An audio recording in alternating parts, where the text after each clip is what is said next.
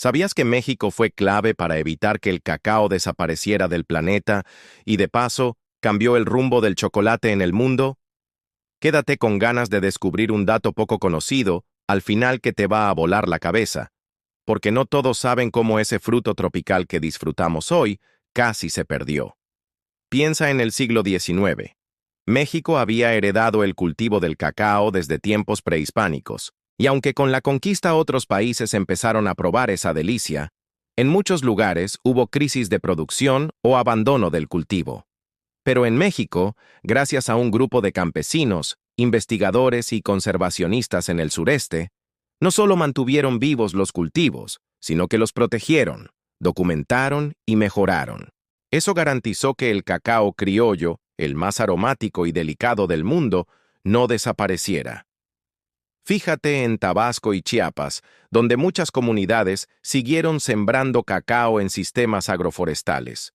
Lo cultivaban junto con otros árboles útiles como maderas, frutales o café. Esa técnica no solo preserva el bosque, la biodiversidad y el suelo, sino que mantiene el sabor original del cacao criollo.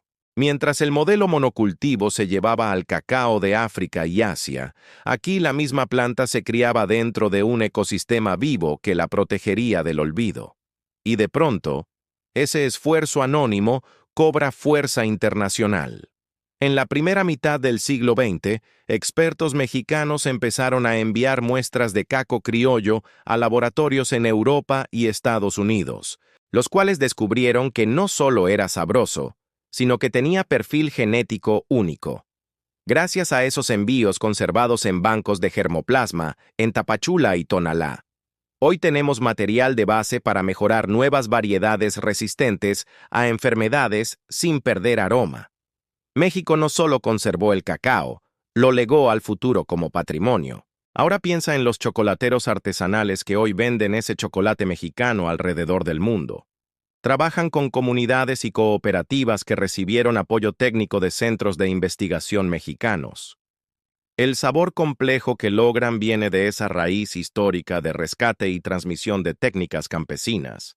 Justo ahí se conecta el pasado con el presente. El chocolate artesanal mexicano es una experiencia narrativa viva. Pruébalo y se siente terruño, historia, bosque, comunidad.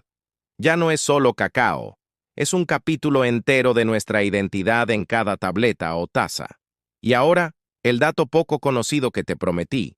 Resulta que en los años 50, hubo un momento en el que el cacao mexicano estuvo en peligro crítico por una plaga llamada escoba de bruja, una enfermedad fúngica devastadora.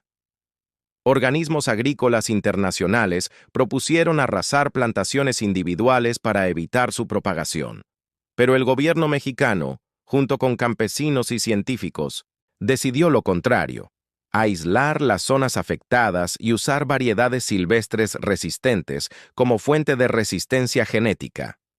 Gracias a esa decisión estratégica, en vez de eliminar todo, lograron salvar gran parte del cacao criollo.